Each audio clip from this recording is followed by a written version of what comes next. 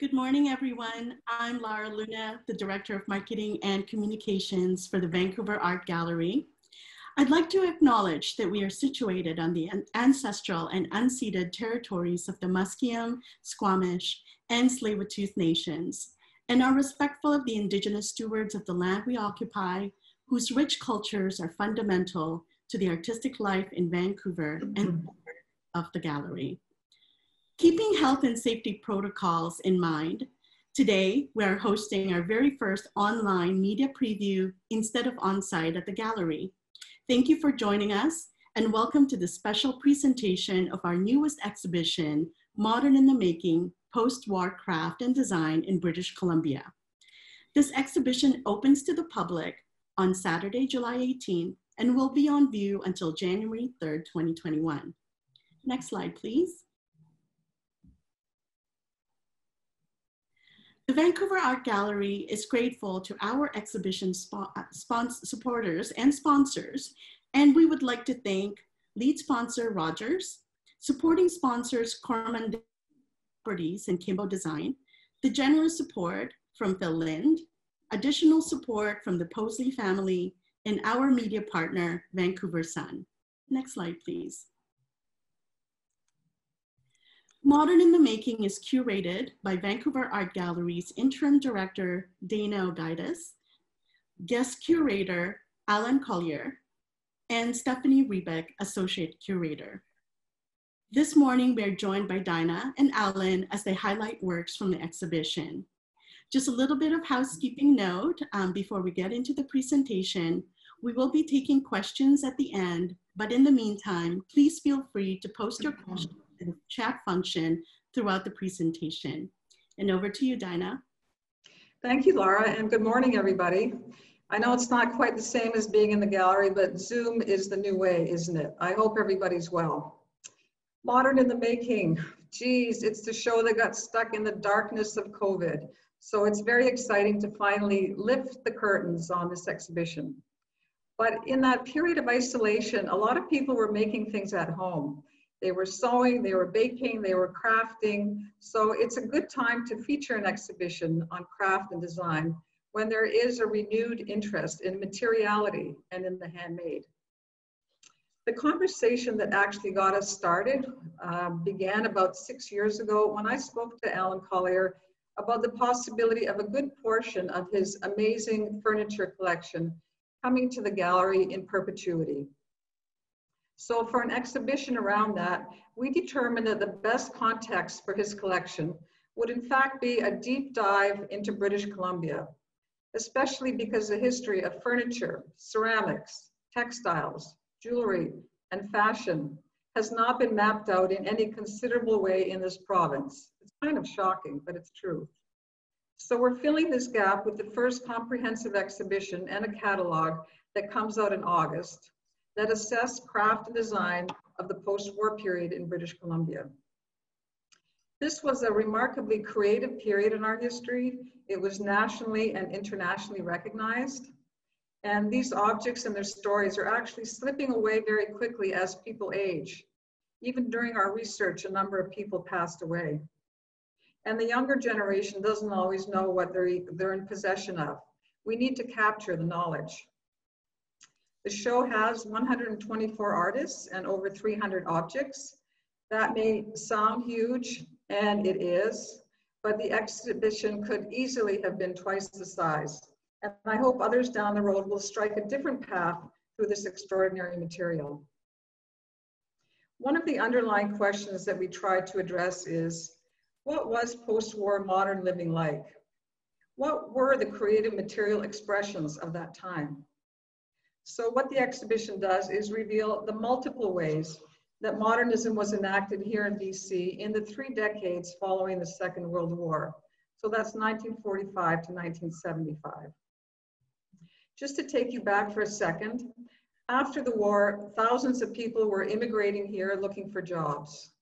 Among them, artists brought their techniques and ideals of modern design that revolved largely around simplicity, craftsmanship, and functionality. It was a time of great openness and collaboration and cross-pollination in the arts. It was a period of tremendous urban growth and the suburbs were booming. People wanted things for their new homes that were equally modern.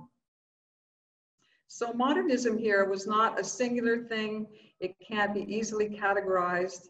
In fact, it took many different approaches. And this diversity is what the exhibition puts forward.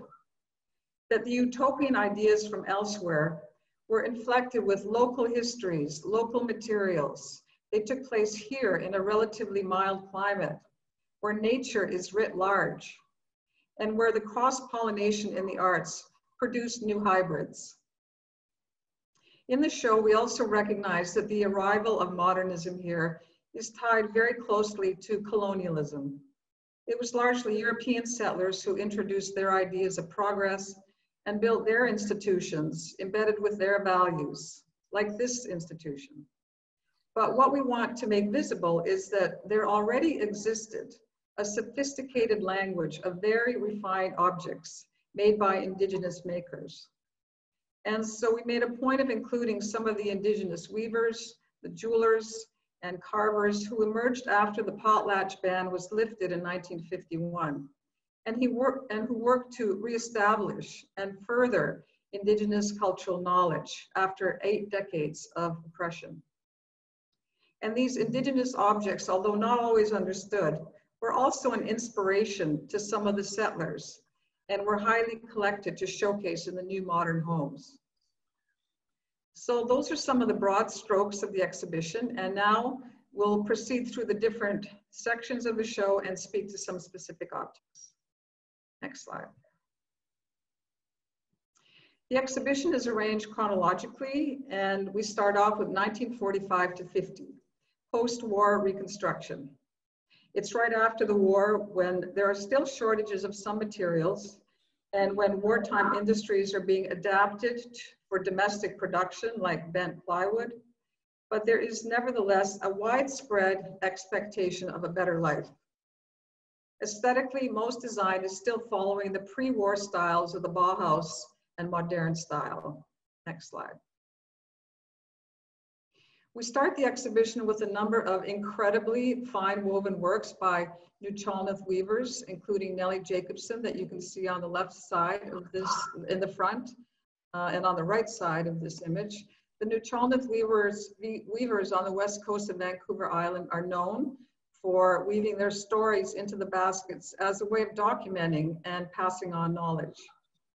Nellie Jacobson was one of those important figures revitalizing Indigenous weaving right after the war, learning from her grandmother.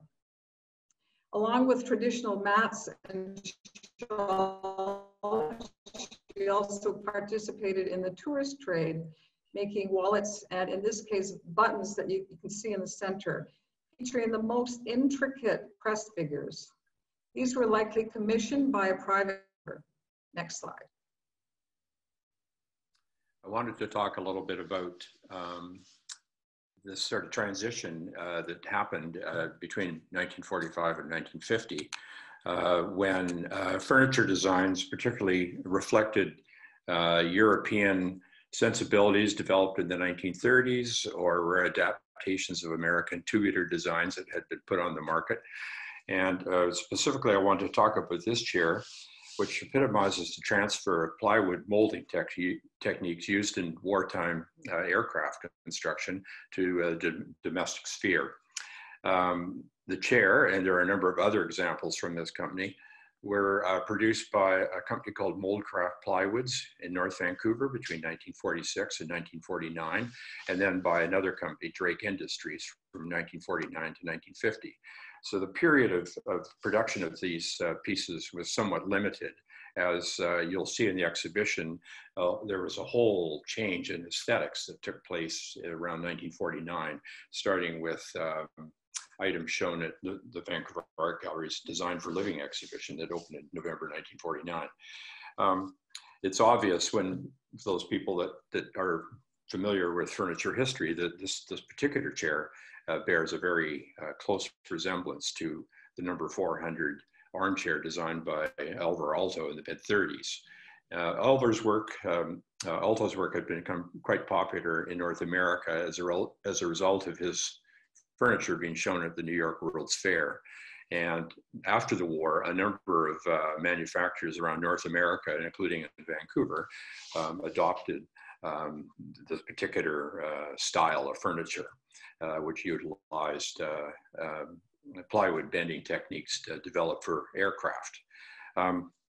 This particular chair and several other pieces by this Moldcraft company were shown in a landmark exhibition in Ottawa, the National Gallery in 1946, which toured the country. The exhibition, called Design and Industry, was a survey of design in Canada, a kind of snapshot of what was going on just immediately after the war. The company was started by two people who had been involved in making components for wooden aircraft. So they started Moldcraft Plywoods in North Vancouver in 1946. Next slide. In the 1930s, Rosemary Reid began making swimwear on her small sewing machine in her Vancouver kitchen. She then began innovating with synthetic fabrics that dried quickly and would hold their shape when wet. And you can see that one of her famous works is this tricolor bathing suit being modeled on the right-hand side, even as it's being created. Her company was called Reid's Holiday Togs, and it found international success opening factories in Montreal, in California, in New Zealand, even in Brazil. In the 1940s, this Vancouver company was one of the most successful swimwear designers in the world, with her glamorous suits being worn by athletes and movie stars. Next slide. I'd like to talk a little bit about the design and industry design. Hang on, Alan. Sorry? Hang on, it's my turn. My okay. mistake. All right, fair enough. The next slide is a section, so we're now going to another section, 1949 to 1959, which we have termed the foundation years. It's a period of significant growth. The modernist houses are being built. They're being filled with simple furniture and handcrafted objects. And this is when we see the arrival of immigrants interested in careers in the arts. There's the development of a lot of infrastructure, training programs, guilds, schools, exhibition opportunities, including here at the Vancouver Art Gallery, where there were regular craft exhibitions. And Indigenous cultures, we have the slow return of potlatching and the cultural production around that. Next slide. Okay. This particular chair was produced by a Toronto trained, excuse me. This particular chair was designed by a Toronto trained architect who was in Vancouver in the 40s, late 40s, after having served in the military during the war in the Vancouver area. And he got interested in designing furniture. And the Design for Living exhibition, for which he designed this chair, it was all about the general theme of what was, does your house fit you? And it was a presentation of house designs for four imaginary families that had all very specific needs. He designed this chair to be made out of a 2 foot by 4 foot piece of plywood and furniture webbing for probably around $10. And I've made several of these, and it's been a great joy making it because the plans are very easy to follow, and they could be done by the average person with a power jigsaw. And you know, simple, you know, the tacks and whatnot to fasten the upholstery.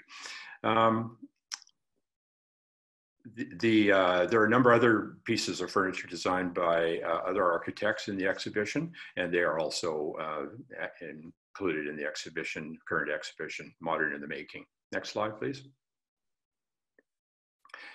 This particular chair was designed in Victoria by Victoria designer Earl A. Morrison around 1950, and it has characteristics that are comparable to what was coming out of Scandinavia in the late 40s.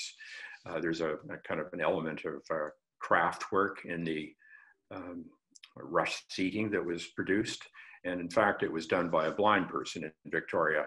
And it was publicized prior to its inclusion in the Milan Triennale in 1954. Morrison then went on shortly thereafter to become a partner in a company called Morrison Bush with his partner Robin Bush, who the two of them designed furniture into the early 50s and then went their separate ways later. Next slide, please. The furniture shown in this slide is by Peter Cotton. I'm going to focus specifically on the chair on the left called the springback chair, the tripod lamp that's next to it, and below, just immediately below, a glass top coffee table. All 5 pieces are designed by Peter Cotton. Peter Cotton was interested in using unusual materials, steel rod and angle iron. He had become a student at the UBC School of Architecture in 1947, and between 1947 and 1953 designed some award-winning furniture that was shown internationally, nationally and internationally. The springback chair was featured in a women's residence in University of Toronto and appeared in pictures of interiors in Vancouver and Western Homes of Living and across the country in Canadian Homes and Gardens. Just immediately to the right is the tripod lamp, which he exhibited in Milan at the Milan Triennale in 1954. Below it is the glass top coffee table that was shown in Domus magazine in 1952.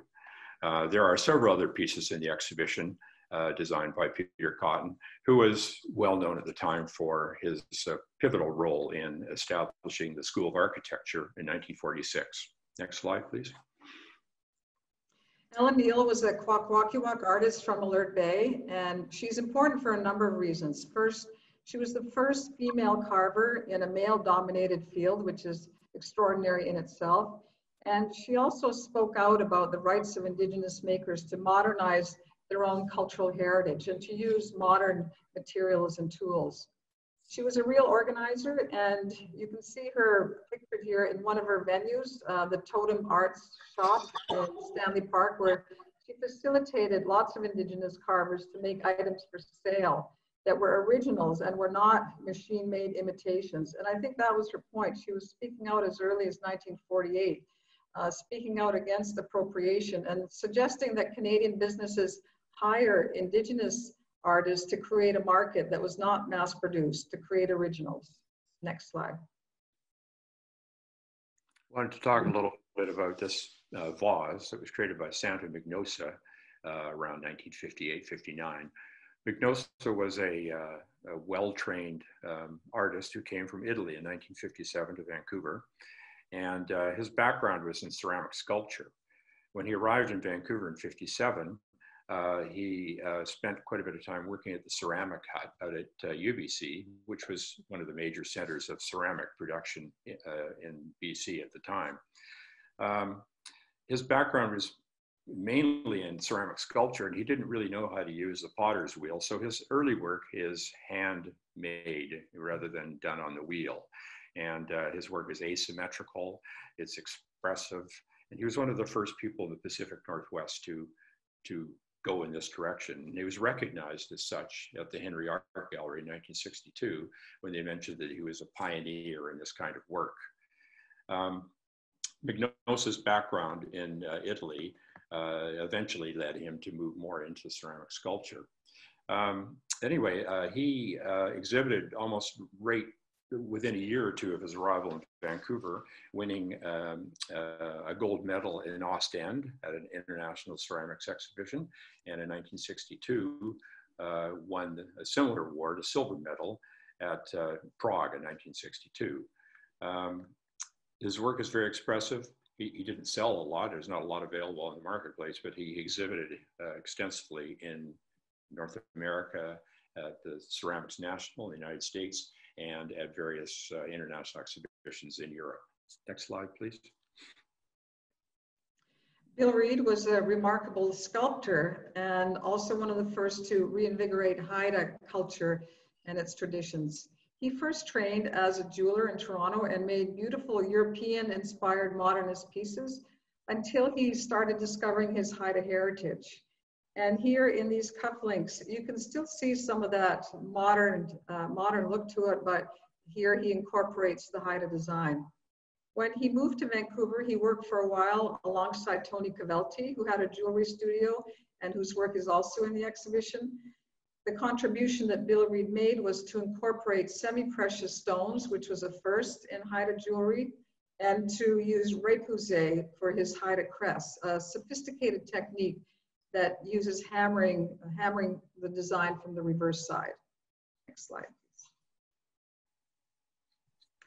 We may know Doris Shadbolt as a former chief curator at the Vancouver Art Gallery, and I was very fortunate to know her as a teacher, but very little about her as a jeweler. She abstracted human forms that you can see on the left-hand side that were not dissimilar to modernist European painters that she would have been familiar with.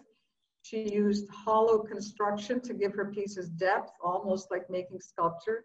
And in fact, hers were a kind of wearable sculpture. She was acknowledged in regional exhibitions, including an award at the Northwest Craftsman exhibition in Seattle in 1958. Finding her work was a real search. We did a lot of digging, but it was a real delight to find. Next slide. I wanted to talk a little bit about the ceramic jewelry made by Betty Clazy, who with her husband John came from Windsor, Ontario to Vancouver in 1954. And basically on their kitchen table, they used locally made clay and equipment that they had developed themselves. Both Betty and John went on to do jewelry into the 60s. Betty herself studied with Hilda Ross and Thomas Kakanuma at UBC, took probably night school courses because she was a young mother at the time. And I think the jewelry was on the market into the 1960s, but it exhibits all this sort of very noticeable traits of decorative design at that time. The textures, it's stamped with some kind of stamp in the center there.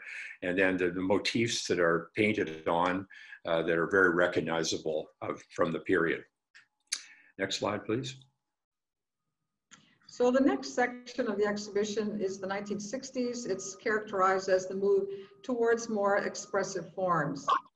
If the previous decade was about functionalism, then this decade is about challenging the limits of the media and starting to use unconventional materials and methods. Here, the public is also shifting its interest from mass production to things that are unique and handmade. We see the influence of the organic qualities of some of the Scandinavian imports, and also ranging in the other extreme to the bright colors of pop art. Next slide. This is a upholstered foam couch that was designed and made by Vancouver artist Hans Beam. He exhibited this particular version and one with a plexiglass fence or container, if you want to call it that contained the cushions. And he exhibited both in 1969 in Eastern Canada at the Design Center in Toronto and also at the Royal Ontario Museum. He produced, these are basically one-offs, and at one of the exhibitions, it was expected that some Eastern manufacturer may approach him to get into production. It's called the Vancouver chair. And as I say, there was another version with a plexiglass container. Basically, the design is very similar in spirit to the work of Corbusier, who did a chair called the Grand Comfort, which was a chromed tubular metal frame that contained several cushions, and also very similar in spirit to the work of Mario Bellini in the late 60s that was prominently displayed in design magazines at the time. Next slide, please. I wanted to talk a little bit about items that were designed by architects for their residential projects. We have here two pieces of furniture. The one on the left was designed by Ron Tom for the Cop House in the 60s. And the joinery, when you get to look at it at the exhibition, is a very, very delicate sort of Japanese-inspired joinery at the corners, which reflects same sensibilities that Tom used in some of his houses. The items on the right, the hanging lamp, was made by Hollingsworth, Fred Hollingsworth, who was a welder and used to weld these things up in the basement of his house. The furniture pieces and the carpet are two pieces that came from various interior environments that were also designed very much in the style of Frank Lloyd Wright. Hollingsworth's early work into the 60s was very reflective of Wright's kind of sensibility to design the total house. So you'll see in any of Hollingsworth's houses, interesting light fixtures, carpets, and that sort of thing, stained glass that are very much in the style of Frank Lloyd Wright. Next slide, please. These are two exemplary potters, Wayne Gan, who was born in China and recently died after an extraordinary prolific and creative career as a ceramicist. His work is on the left-hand side. He was greatly influenced by the historical pottery of Japan, China, and Korea, reinventing not only the traditional forms, but also the glazes. It's his early works that are in this exhibition, including this really great turquoise raku pot on the left. On the right side is an elegant picture by John Reid. He and a number of Vancouver potters went to St. Ives to study with the father of the British studio movement, Bernard Leach, who was in turn also influenced by the Japanese aesthetic that favored local materials and the production of items for everyday use. John really mastered the simple elegance that you can see here that was taught by Leach. Both Wayne and John were at the height of sophistication in ceramics that arose in circuitous ways from Asian origins. Next slide. This is an ashtray developed by Tam Irving, whose his early work done probably around 1970. And Tam Irving, when he started his studio in 1965, up until the time when he was hired at the Vancouver School of Art to teach, tried out all sorts of things, and was a very prolific and hardworking potter. And his approaches changed later when in the 70s and 80s to the style of work that we're more familiar with today. But around 1970, he developed a line of these massive, heavy ashtrays, which he had stamped out commercially and then brought back to his studio and glazed. And then he marketed them through office supply stores around the Vancouver area. But what I particularly like about it is the kind of heaviness and the clayness of it, and the simple sort of dimples produced for holding cigarettes and cigars, and of course that color, the very sort of elementary, natural color of the clay with just a interesting color in the interior to keep it clean. Next slide, please. Pottery shown here is by Kathleen Hamilton, who was a graduate of the Vancouver School of Art in the mid-50s and is probably better known in the 50s and 60s as a painter and printmaker. And she exhibited extensively around Vancouver. And in the late 60s, she got into making pottery, and she studied under Kay Dodd and Barbara Bonders, whose work is also in the exhibition. And around 1969, had her first exhibition of work.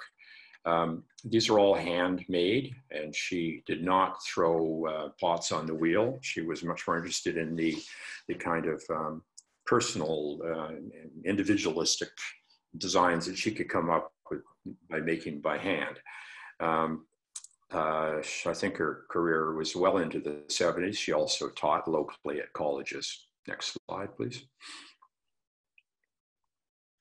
These are the works of Adeline Lorenzetto on the left and Mary Peters on the right. They were part of the Salish Weavers Guild that was founded in 1971 and operated for nearly 2 decades. It was a cooperative dedicated to the revitalization of traditional Salish weavings. So they harvested and prepared the materials. They used knotting and loom techniques with Salish designs.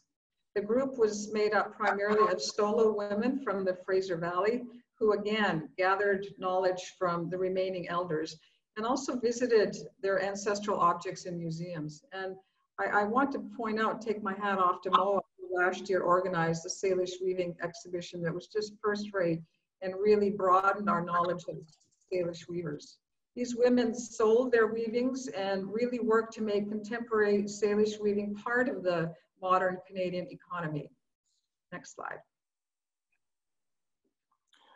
These are weaving by V. Elder, who I never really met, but I was at the School of Architecture for a year and studied under Henry Elder, and I had heard that V was a very prominent weaver in the Vancouver area. V studied in Britain in the late 40s, and she's strongly influenced by the British weaver Peter Collingwood, whose work is well known for its open weave. She moved with her husband Henry to New York, where Henry taught at Cornell University, and V was very active in the arts and crafts scene in New York before coming to Vancouver in the early 60s. She was well known locally as a person who would demonstrate weaving and served on many juries to do with weaving in the Vancouver area. The next slide, please. We found out about Mary Chang through the fashion historian Ivan Sayers, whose knowledge is encyclopedic, and I just want to thank Ivan for generously sharing with us.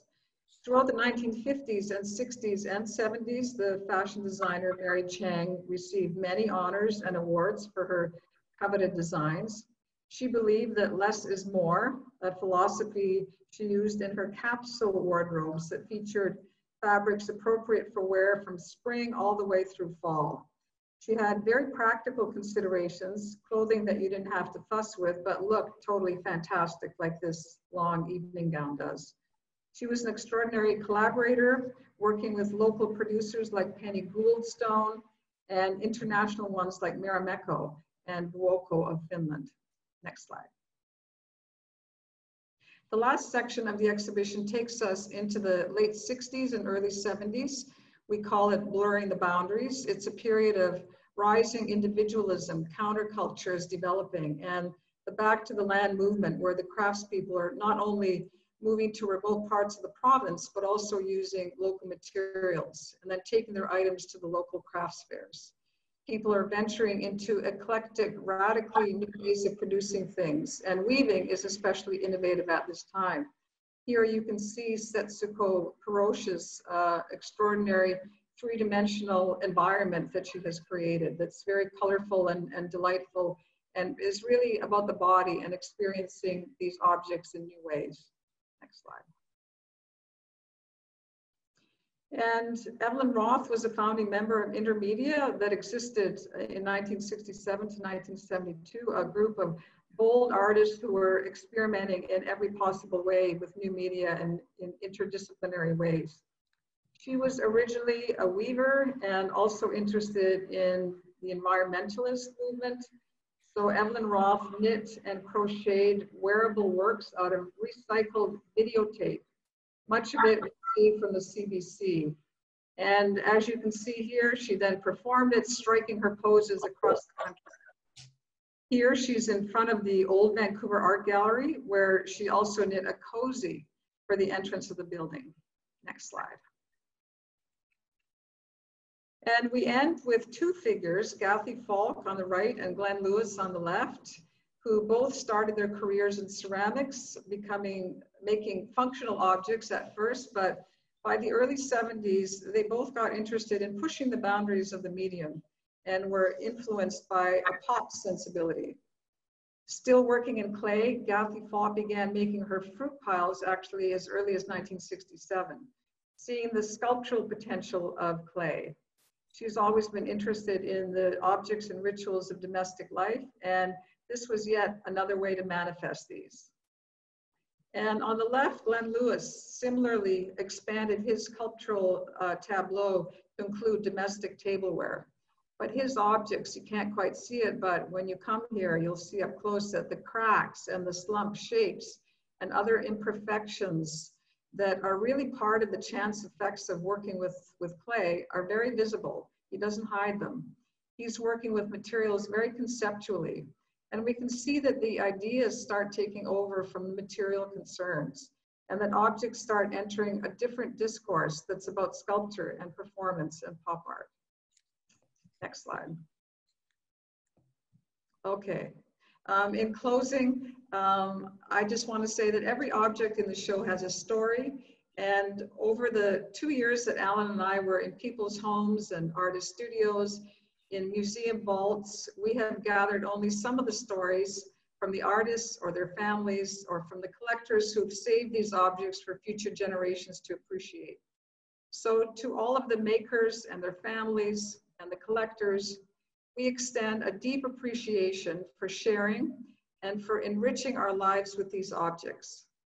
They remind us of the great pleasures that we can bring to our surroundings in the mindful living of everyday life.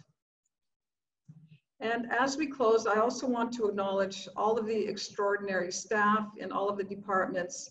They're the ones, and our many collaborators, our lenders, our designers, our funders who were mentioned at the beginning. So many people who make the show happen. So thank you very, very much. All of it is really supported. So we will conclude with a short video that shows you a bit more of the installation. Thank you.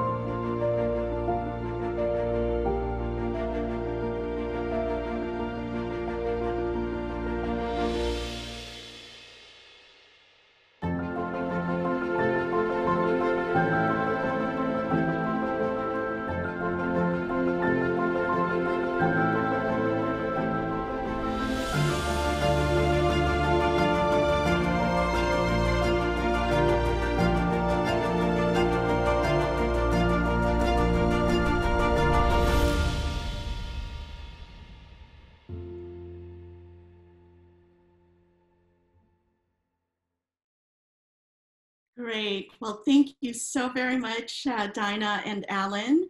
I know that most of you on today's media preview have set up interviews and tours ahead of time, but this is also the perfect opportunity to ask some questions. And I see that there's one question. Oh, it's just a comment that it's wonderful. So thank you very much.